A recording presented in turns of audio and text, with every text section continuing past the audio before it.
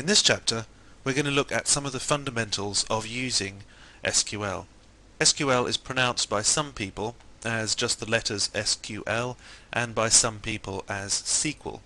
It doesn't matter which way you say it, it's your personal choice, but it stands for Structured Query Language.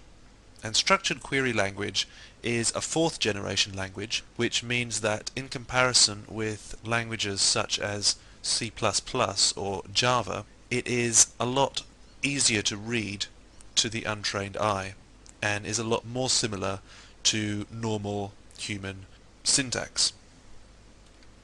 All the words, all the keywords are English and mean pretty much what they do when we use them in the English language. First thing we're going to look at in this chapter is how to create a new database using SQL, and then how to create tables within that database.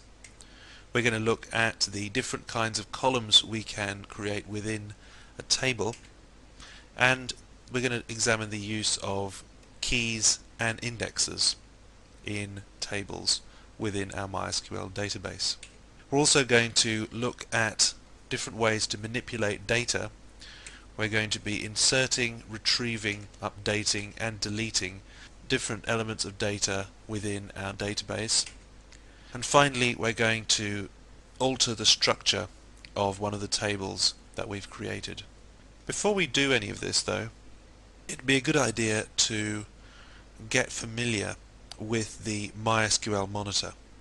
Now I've created a shortcut to the MySQL monitor on my desktop because I'm running Microsoft Windows, and as you can see, all the shortcut points to is the MySQL program in the bin directory. This path may be different depending on what platform and operating system you're running on and exactly how you installed MySQL and onto which drive. So that's all this shortcut is. If we open up the MySQL monitor, then we can see that we're being shown a prompt which just says MySQL, and there are a few keywords that we can use to navigate the MySQL monitor, and these are strictly speaking not SQL, but they're part of the MySQL keyword set of MySQL keywords that we use to find our way around databases. So one thing that we can do is to use the show command. Show databases, and we end every line that we give to the MySQL monitor with a semicolon. That's to tell the MySQL monitor that it should interpret whatever we've just typed as a single line of commands, whether they be SQL or MySQL specific keywords. So the show databases statement will give us a list of the different databases that we've already created within MySQL. If you have just installed MySQL and there's no databases there, then the only one that you're likely to see is the MySQL database, a special database that helps us to grant permissions to specific users, and we'll look at that later. But because I have a few sample databases on here already on this system, then these are showing up. So we can use the keyword use to set the specific database that we want to be using. In this case, let's look at the food database. So that's all we use. Just use the use command followed by food, and that sets the default database that we're looking at.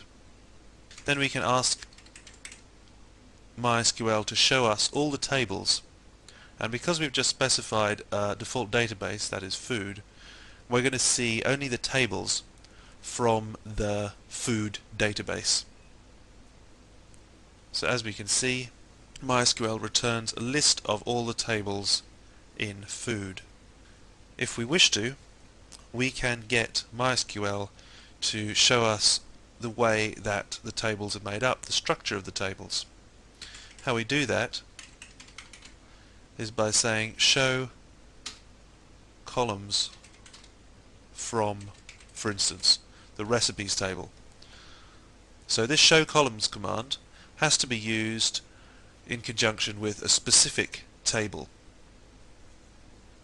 As we can see, MySQL returns a list of all the different columns that it uses within the recipes table, and there's a lot of different details about those specific columns, like the column type and various other details that we're going to look at later on in this chapter.